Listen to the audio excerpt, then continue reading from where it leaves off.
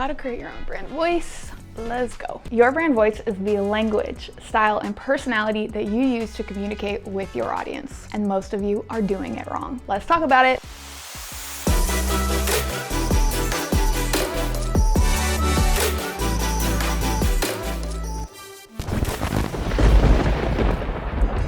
What up, y'all? I'm Liz Marie, a brand strategist and designer who helps women and BIPOC-owned brands overcome chaos and level up their brands with the goal that we all build generational wealth.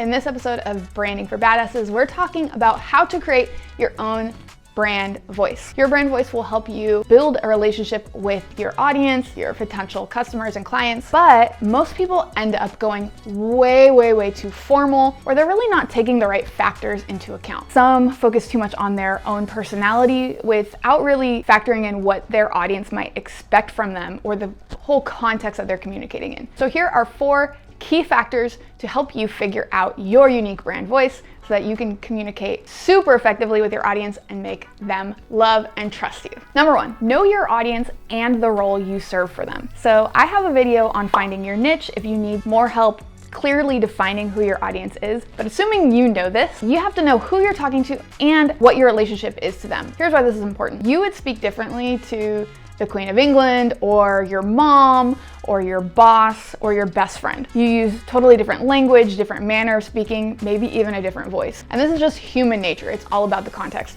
But for some of you, there might also be this other level of code switching. So we need to think about who are you talking to, understanding who they are and what they might expect from you, and then what role do you play? Are you the expert? Are you the educator, the guide, the mentor, the caretaker? Are you there as a confidant, as a friend, as a sister? What role are you playing for them in their journey? And what might they expect from someone that's playing that role? For example, if you're being the expert, they might expect you to be a little more authoritarian, to convey yourself with confidence, and to present a lot of facts and knowledge that they can trust. If you're being the caretaker, it might be a little more soothing, might be warm and gentle language. If you're being the best friend, you might be more playful. You might call them out on their shit.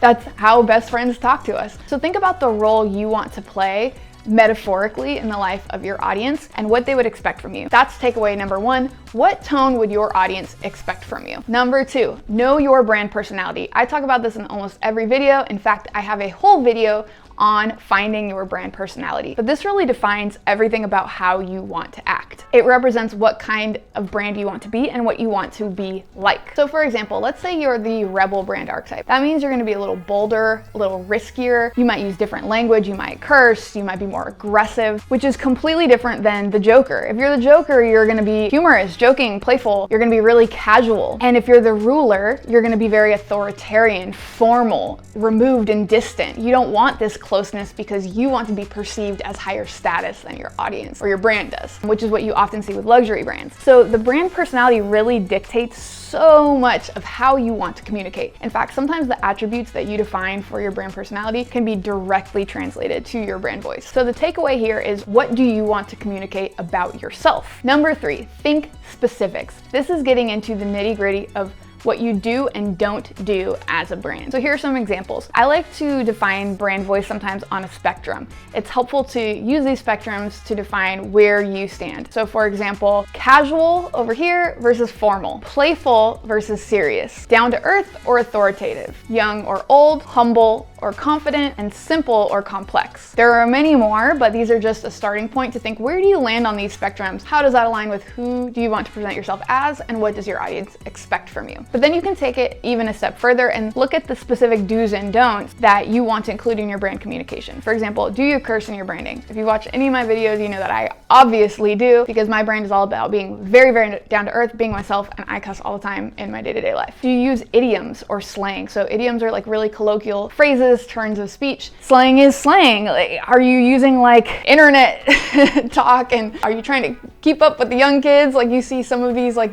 stupid commercials do nowadays? Are you talking how you would talk to your friends? Or do you not use any of that and you're very grammatically correct? Do you use contractions? Or do you say cannot instead of can't? Do you reference pop culture in your marketing? Do you reference commonalities that we all might experience? Or are you a little more detached and not presenting yourself more as a brand than almost as a human being? Do you make jokes? Or are you very serious? Do you use jargon or very technical language? Or do you just simplify it and dumb it down, tell it just like it is? These are very different presentations that you can give to your communication that create a different experience for your audience, and they create a different perception of your brand. Obviously, there are more things to consider, but thinking about some of those specifics of what you do and don't do are gonna make it really, really clear for you in the future of how you want to communicate. Then number 4, write it down. So for me, a brand voice usually consists of about 5 or so words that represent that personality I want to convey in my written communications. For example, for my actual brand and my brand guidelines, I have quirky,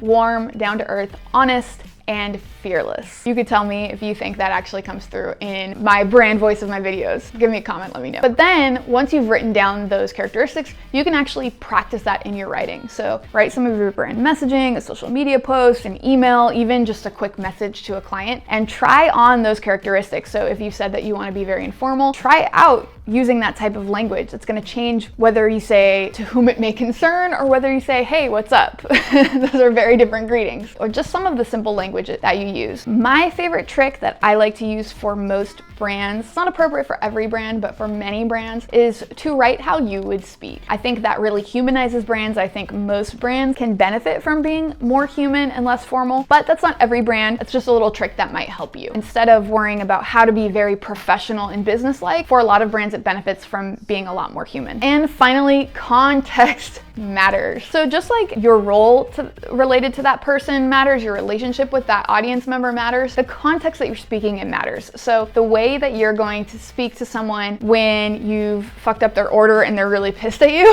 is different than you would speak to them when they're really excited about what you have to offer, or when you're signing a contract, or when you're giving them a freebie, or they just won a contest. Like every single point in the customer journey has nuances in the context of how you might want to communicate. So there's a place to be a little bit more on the serious end of your normal brand voice, or a little bit more contrite or respectful. There's a place to be more informal and a little bit looser. And so all of your characteristics still have to adapt to that context, or you're gonna have a negative brand experience for your audience. In conclusion, just like all things branding, finding your brand voice is all about finding that alignment and connection between who you actually are and who your audience is. And once those two connect, you find that sweet spot, you will be golden, you will build trust, connection, and deep relationships with your audience. So your homework is to write down 5 words that capture your unique brand voice and drop them in the comments. I can't wait to see them. So if you want a little more help with this, you can download my worksheet on how to create your own brand voice. It contains a bunch of reference words, spectrums, all the stuff that you'll need to pick from and get a great start on crafting the voice that will be so powerful for your brand. Check out the link in my bio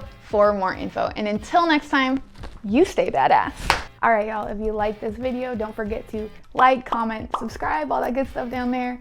And check me out at LizMarieStrategy or LizMarieStrategy.com.